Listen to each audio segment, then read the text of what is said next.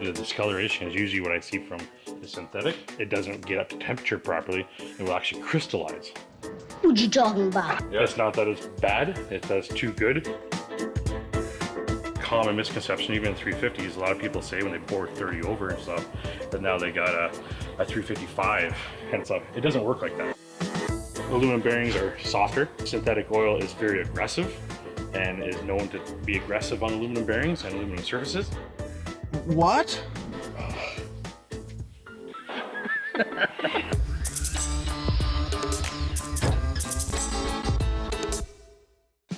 If you guys haven't seen the video on the 5-liter teardown, we did a video with Scott, and there was a lot of comments that we need to address. There was a lot of things that we need to clear up. All right, so we kind of broke our tradition of the everything wrong with engine series. We've done a pile of these videos on every make and model that we come across, and we don't do it to bash on the engines. We do it so that if you're looking into buying one of these engines or swapping it into something, we try to cover the things that might let you down and end up costing you money. And we're just having a conversation that kind of strayed away from the 5-liter and started a little bit about the oil. And some of that made it to camera, some of that wasn't filmed, and we need to clear some stuff up, and that's what this video is about. So here we go. Okay, so as you guys know, we bought a 5-liter in a Mustang. Now, when we originally bought that, we didn't know anything about the engine. When I fired up the engine, it sounded good, and Aaron said we should tear it down so we can make a video about it. I'm like, I don't want to tear down a brand new engine. There's no point, that doesn't make sense to me. So I found on Kijiji a blown up 5-liter. It said seized for 180 bucks. I knew nothing about the engine, and I thought that would be a good way to talk about the 5-liter because we could disassemble it to see the insides of it, why it's more complicated and bigger than an LS is. And at the same time, if I needed some spare parts or sensors or something for the Coyote that's in the Mustang, I'd have some spare whatever. So that being said, we tore the engine down. Diagnosing the problems with that engine. Not at all, because we didn't know any history on the engine at all. We're not diagnosing saying it broke because of synthetic oil, it broke because of this or because of that. It broke because a connecting rod let go, which was pretty obvious. Which was a common problem in the first gen. Yep. They changed the connecting rods in the second gen and fixed that issue, right?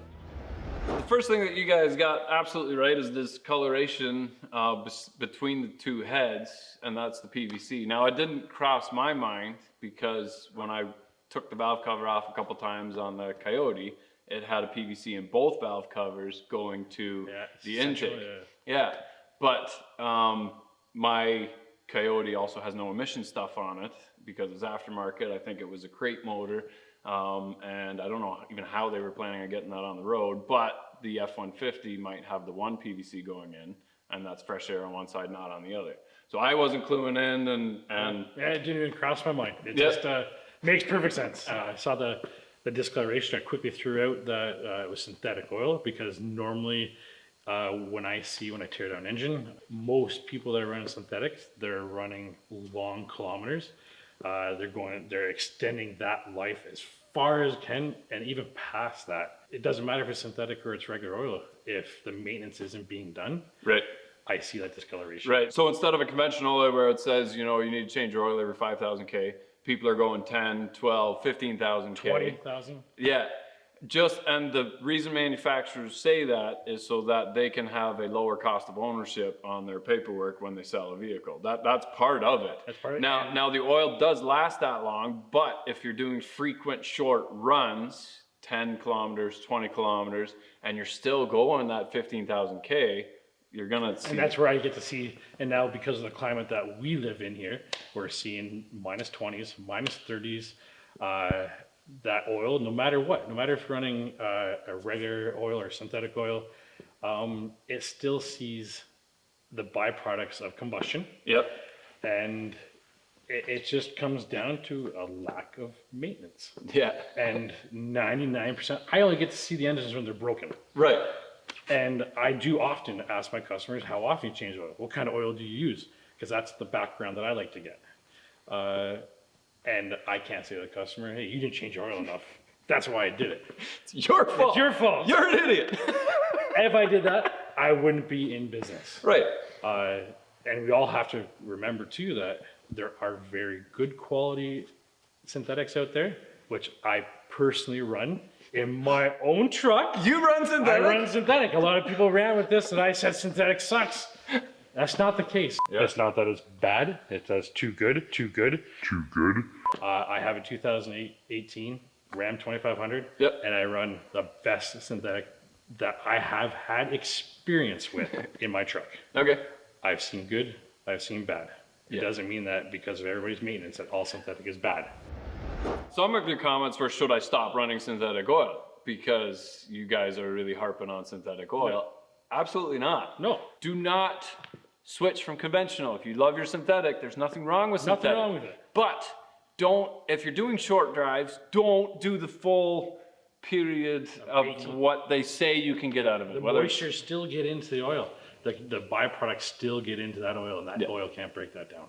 In my own personal opinion, I don't think you should be going to 20 or 25,000. That's when the light on my truck comes on. Yeah. 25,000 kilometers. Yeah. I've already done 4 oil changes in that Yeah. period. with top grade oil. Top grade Yeah. synthetics. It's so slippery. It reduces the rotational mass and the rotational friction of that engine so much, but it also adds to the cylinder walls. So when you do the short drives, in my experience and in my opinion, when I see an engine come in, I always see engines when they come in, they're damaged. But when they do short drives, I'm sorry, but they burn oil. You've got a cast iron block, you've got aluminum pistons, you've got steel alloy rings, you've got bearings that are 10 different materials mashed together. Yep. So all of those are made to expand when they get up to operating temperature to fit perfectly. Until then, you've got extra clearances here and there while things are warming up. Yep. The aluminum warms up and expands a lot faster than the steel does. So you're saying that there's oil on the cylinder walls that, because it's too slippery, doesn't get wiped down, and then that gets burnt and goes And on the that's what filter. burning, you see it on the valves and stuff. The synthetic is too slippery, it stays on the cylinder walls, and the pistons nowadays are on ring tension. Perfect example, Equinox. Man, they were changing out pistons and rings as full sets, like it was going out of style at GM dealership. Not to harp on a particular manufacturer, but in our day and age, everybody wants higher gas mileage. Yep. So now we're coming with smoother cylinder bores, less friction rings, so harder rings. So because of the harder rings, we have to have now smoother surfaces in the cylinders. Well, now it's not suspending the oil or holding the oil in the crosshatch. Well, now the rings are, instead of breaking into the cylinder, which we used to have in the past with cast iron rings and stuff like that, we're getting to moly or plasma moly rings. Well, you can't, that doesn't break into a cylinder. So now we have smoother surfaces. Well, now that ring is sealing by tension. So as it expands, and now we're running in Nicosil cylinders and stuff like that. Yep. It's the nature of the beast. You can't have both sides of it, right? You can look at every manufacturer, Toyota, GM, Ford, they all have issues with burning oil. No matter what tech you are, where you're coming from, it doesn't matter. They all have issues. That's why it's too good. But once it gets up to temperature and all those parts and your moving parts can expand and now tighten up all your clearances, and they can run super tight clearances, but a lot of manufacturers that I see don't run these tight clearances that it calls for. Kind of like what you get in street bikes or high end. I do a lot of BMWs, Audis, Volkswagens, still not running the tight clearances, but it's standard manufacturing that burns oil in those vehicles. But once the engines warm up, clearances tighten up, stops burning oil. That's why typically in my job, when I see fleet service vehicles like taxi cabs, ambulances, police cars, cars that are running 24/7 a day, they're getting the 5, 6, 7, 800,000 kilometers because synthetic is great. Once It warms up, Right. and it gets regular maintenance. Right. Because the police, the ambulances, the taxis, they all have someone that's doing the maintenance on this, and they get paid for all the oil changes. Let's do an oil change. So they do it twice as often. Right. It's all about regular maintenance. The crystallization. So A lot of people hit on that. And that's kind of a term that I use in-house. Okay. Between me and my guys, that's what we just throw out loosely. And what I see in the engines that I see, and again, our climate minus 20, minus 30. One day it could be minus 30, and the next day it's plus 10. Yeah. And it's the short drives again. In my experience, in my opinion, what I see on some of these engines with cheap, what I would assume to say cheaper quality synthetics, when they do a short drive, say 5 minutes or maybe even 10, the oil gets all over everything and it saturates it. And that's the whole purpose of synthetic. It saturates everything. It soaks into all the parts, and that's why it's so good. But then when it gets shut off, it hangs there and cools. And the oil is superheated, but the parts aren't really hot yet. So it sits there and just suspends. Well, then the next drive does it again. And then you get layer after layer after layer. And then at the end of 100,000, 200,000, 300, whatever that number happens to be, when I see the engine broken, it has layers upon layers, which I refer to as crystallization, depending how it comes off. If I wipe it with my finger and it comes off in flaky chunks, almost like loose paint. Okay. That's what I call crystallization. Okay. The other version would be sludge. Yep. Every engine builder or anybody with any experience has seen sludge in an engine. I don't see the conventional oil flaking. Both synthetic and the conventional oil will really stink. And it'll smell as bad as some of the old engines. Like I've done engines from 1914, 1911 is the oldest engine I've done. And when you open them up, it just stinks. And that's what these new engines are smelling like. Okay. And it's just, it comes down again to lack of maintenance. I've been doing maintenance on excavating fleets and that. We'd have random salesmen stop by. And I could get a salesman for oil come and say that his oil is the best and everybody else's is garbage. Yeah. His oil is better than John Deere's high tech or high torque or whatever it is, blah, blah, blah, even though John Deere says you can only run our oil in our equipment. Yeah. And he says, my oil is better. And it's like, okay, well, you know, how long have you been in the business? Well, 10 years, 15 years, whatever it might be. Yeah. He's the smartest guy and his oil is the best and everybody else is inferior. Next day, an additive salesman will come and say, every oil is okay, but it's perfect when you add my stuff. And if you're not adding my stuff, it's not as good as it can be. Good. And he's an expert in his field and blah, blah, but he's contradicting the guy that came before. Yep. And that's the problem. There's a lot of misinformation in there, but I don't think I would ever have an oil salesman come and say it's okay to mix our oil with another brand of oil. Additives is one thing. I think that kind of, I don't know if you've seen it or not, but I think the additives market kind of petered back down again. Oils have come a long way again in the last 5-10 years. Yep. Additives were a big thing 20 years ago, but I don't think any manufacturer would recommend saying it is safe to mix our oil with some other oil. If you're 3 quarts low and you're at a gas station at 2 in the morning, sure, throw some oil in there and do it. But on a regular basis, buying whatever cheapest oil is available and mixing it with whatever cheapest oil you bought last time is even if it's okay, you're safer if you don't do that, right? And that's what it comes down to. And it kind of, you can, run the cheapest oil, no problem. Just keep running that oil. Yeah. And do regular oil changes. Yeah. And no problem. And then you can be guaranteed that you're not going to run into issues with blending it with something else because you run the same thing. So. Tow motor. Yep. Guys in the tow motor, they want to save as much money as possible. Yep. It's usually fleet services that are renting them out. They do regular oil changes with the cheapest oil out there. Yep. I get those engines in here, they look beautiful. So I've been in business for 15 years, just about. And I had one particular engine come in from a farmer about 10 years ago. It was an 8.3 Cummins in a case tractor, 1972. He said it was blowing really bad smoke, was a pile of junk, hated it, wanted it rebuilt complete, top to bottom. Okay, no problem. Took the thing apart, and I was blown away by this engine. It had 12,000 hours on it, which I normally see do farm engines around 10,000. Mm-hmm. I could eat off the inside of this engine. Bearings were amazing, immaculate. Pistons, immaculate. Rings, immaculate. Crosshatch still there. So I asked him what kind of oil he was running. And to this day, I run that oil. And not Lucas. But it's just the poster. What I would like to do is I'm going to get in touch with my rep, and I would like to introduce you to him. Okay. And I would like you to run with it. Okay. I have a 2018 Dodge Ram 2500, 6.7 diesel. I do personally run a synthetic oil. Now, I'm not going to go to the point of saying what brand it is because we're not here to push brands or to say which one is better than the other. The viewers are probably going to ask what I run on it, but let's save that for a different video. All right. So what was wrong with that engine? Pump timing? Yes, it was the injection pump. Seal was blowing, sucking on oil, and it was burning the oil out of it. I knew it. Valves were mint. Yep. Rotators were mint. I still changed everything because that's what the farmer and that's what my customer asked for. Yep. And he still continues to run that oil in all his fleet, and I only see one engine from him every 10 years. Nice. So one. The aluminum bearings. Now, I did read a couple comments about guys hitting on these aluminum bearings and stuff like that, and this is just strictly my opinion, my professional opinion from what I see in here.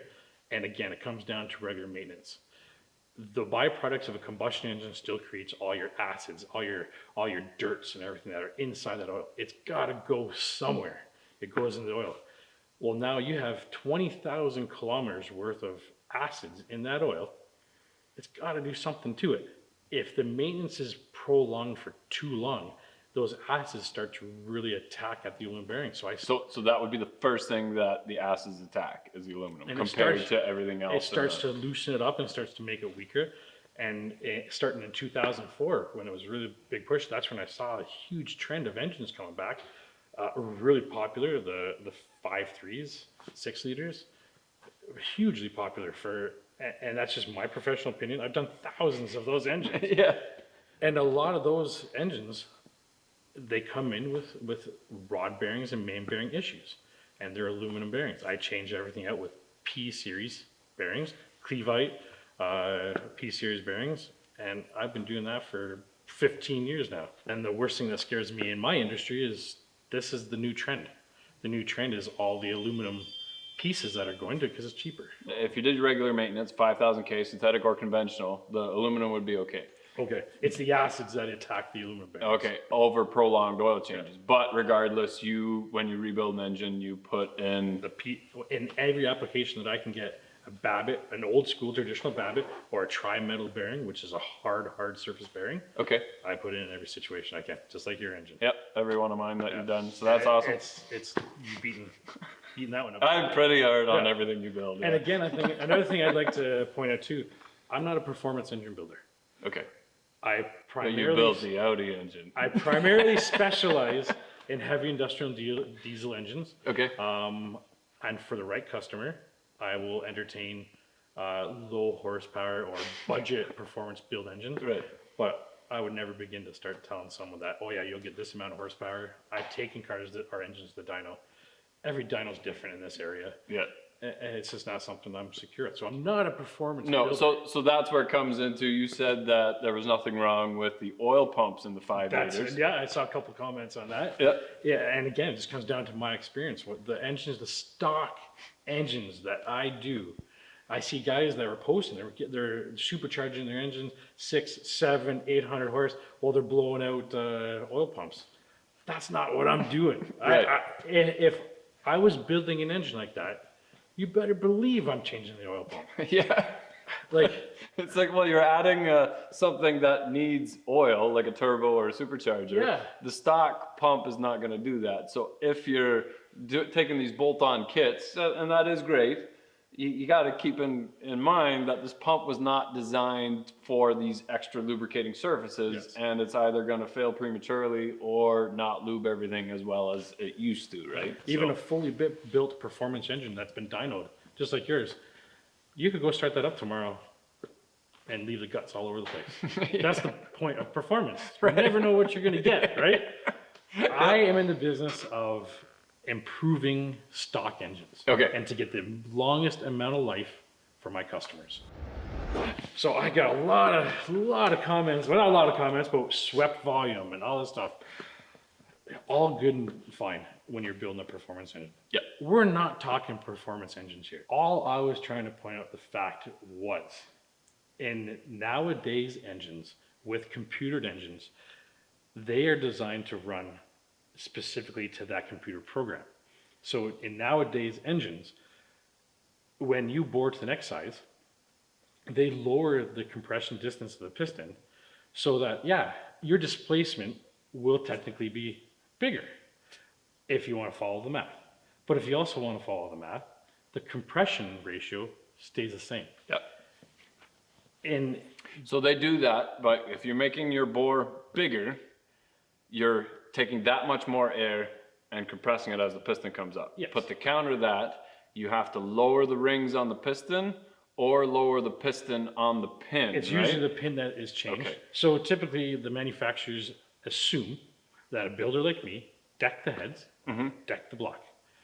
Pretty much every engine I'm building, I'm taking 10 thou off the block and 10 10 thou thou off the head. Yeah.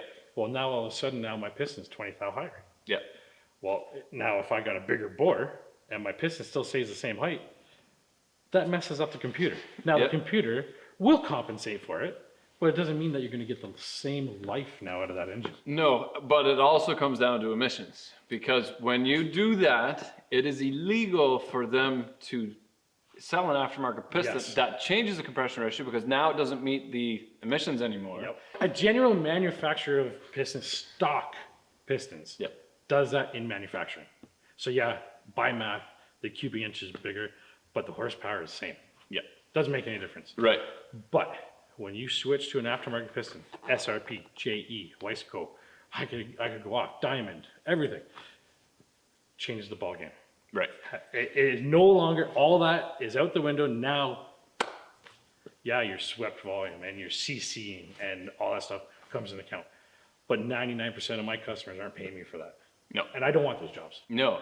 Stock, get it running, get it back out, but you're doing diesels and bigger Diesels, stuff. heavy so- industrial diesel, yeah. stock applications, that's what I love, because I hate not being able to give a customer something that they can depend on. I think you were just kind of joking, but you said Yeah. that the overhead that's- cam is the way of the future. Yeah. We both know that in North America, we are 30 years behind Europe. Yes, I constantly see videos of the guys in Europe making fun of us. Yeah. And and I guess I shouldn't focus it right on the overhead cams being the wave of the future. I know I said that. In my opinion, it's really, if we want to start catching up with some of these other companies that are making some bigger power, we're going to have to learn how to eliminate the pushrod engine. But with that being said, to lose the pushrod engine, we sacrifice torque. Right. Because as soon as we get rid of the pushrod, we lose torque. And why is that? It's just it's the overhead valves. Now we're going to usually multiple valves per cylinder, smaller valves, both for exhaust and intake. And then you start to decrease in your torque. Okay. But you get higher horsepower numbers or higher RPM, which most Right. people will attribute it to. So high RPM automatically equals higher horsepower, but not necessarily higher torque. A perfect example would be something like a Yamaha R6 or R1 street bike. High RPM, but it doesn't mean that they're making power across that whole RPM curve. Right. Well, what I think is another great engine along with the 4.6 Ford. And I'm probably going to get all kinds of comments about this one, but a Mitsubishi 4G64. Okay. I've done a couple performance builds on those guys, and they're hitting 13,000 RPM. Don't hold me to it. Like, Only 10,800. really crazy power, crazy RPM, and it's Yeah. holding together. You're not going to catch our 5 liters or our 502 big blocks or our 350s. 6.2s or 6 6.0s, liters. yeah. I see piles of 5.3s, 4, 6, 6 liters. They're great engines. Don't get me wrong with that. They're absolutely beautiful engines, easy to work on, easy machining. But I do see my fair share of it, just to throw it out there, active fuel displacement, lifters breaking, Yeah. cams blowing out. Come on. Oh, just do the delete, dude. Yeah. No problems. But yeah, I think just because you said that the 5 liter is the way of the future, and then Ford just came out with a 7.3 Yeah, push rod. yeah, but yeah. like every Japanese engine, every European engine has been overhead cam for years, Yes. and they're like, push rod, they're still using that. Like, And to just- and the Mustang still has a solid rear axle, like a pickup. Traditionally, too, as you get in bigger cubes, we traditionally go with a pushrod engine. Yeah. You don't see any big overhead cams until you start getting into cats or Yep. C15s. Yeah. Well, they don't have pushrod engines, but I don't see anybody making comments about those, right? Either. I have built my own 4.6s. two valve engines. I do think that for my situations and what I was doing, that they're one of the best engines that I like to work on. And yeah, from factory, they might not make a lot of power, but in my experience, very simple mods, good machine job, like good machining, CCing the heads, putting some of that time into the performance time that I'm talking about. Easy cams and injectors with a SCT. Now this is old. This is going back quite a few years. I've grown up. I haven't played with that stuff as much, but we were making 550 to the ground. Okay. Plus that, and in my opinion, that's pretty easy power. And I really see a lot of people that are losing horsepower numbers. They say they're making 1,000, but they're making 300, and I see it every day. And when I say 500, and it was 556. That's true rear wheel horsepower in my area. Right. On the chassis dyno that we used. Yeah. But I wasn't going for horsepower numbers. We were just going to make sure that the air fuel mixture is right and I can beat it. Yeah. I find that is cheap. That's budget orientated. Okay. There are a pile of guys out there that are getting some pretty good numbers off of budget builds. And there's a pile of guys out there that are getting 1,000 horsepower plus on those 2V engines. And yeah. On not a budget build. On not a budget build. Yeah. And you never know what's going on in the background. These guys are saying that they're building for a budget, but how do you know what's going on? Like, I do budget engines too. In my 4.6 build, I think I had maybe $4,000 into it, $5,000. You're doing all the work. And that's including probably what I would charge for an engine. All right. I would build that same engine today for probably $5,000. Okay. Plus injectors and the tuner. Right. Times have changed a lot. Yeah. But the stuff, the technology has changed a lot in that they're probably getting way more horsepower to that. Sloppy Mechanics, I'm on their thread on Facebook, and it's the same thing. Oh, I make all these people posting their builds, like, oh, I've got 800 wheel horsepower. It's awesome. And then they're like, well, what's your quarter mile time? Yeah. Well, 13 seconds. So the math doesn't add up, Yeah, right? yeah. And that's the problem. That's because they're doing 800 horse and like 200 foot-pounds of torque. Yeah. And that could be, That's where the number is, or right? like you said, it's actually like 350, 400 horse, yeah. and unfortunately, reality sucks because it takes longer, it's more expensive, and it sometimes doesn't actually work. So, guys, we appreciate your comments and your experiences. Definitely comment down below. If you are an oil tech and you want to talk to us, or if you're in the area and you want to discuss oils and take this farther, we're happy to do that. Scott runs synthetic in his truck. I do not. Yep. But we both do oil changes at 5,000K. Yep. Although the wife Saturn is starting to stretch a little bit more. We're almost at 450,000. Skipping the filters. Yeah. I'll see you Like, soon. I bought a filter. I'll see you soon. I bought a filter, but I don't know where it went. Like, I just reset the oil monitor. Yeah, Mom, here's your car. Topped it up. But anyway, we all have different experiences, and we like hearing from you guys. If you want, you can shoot us an email if you want to dig into this deeper, but I think you cleared up a lot of points.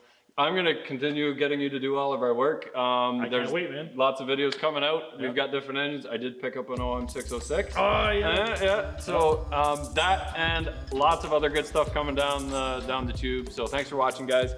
Remember, get out there and work on it. Have some fun. Get filthy. Yep. Here we go.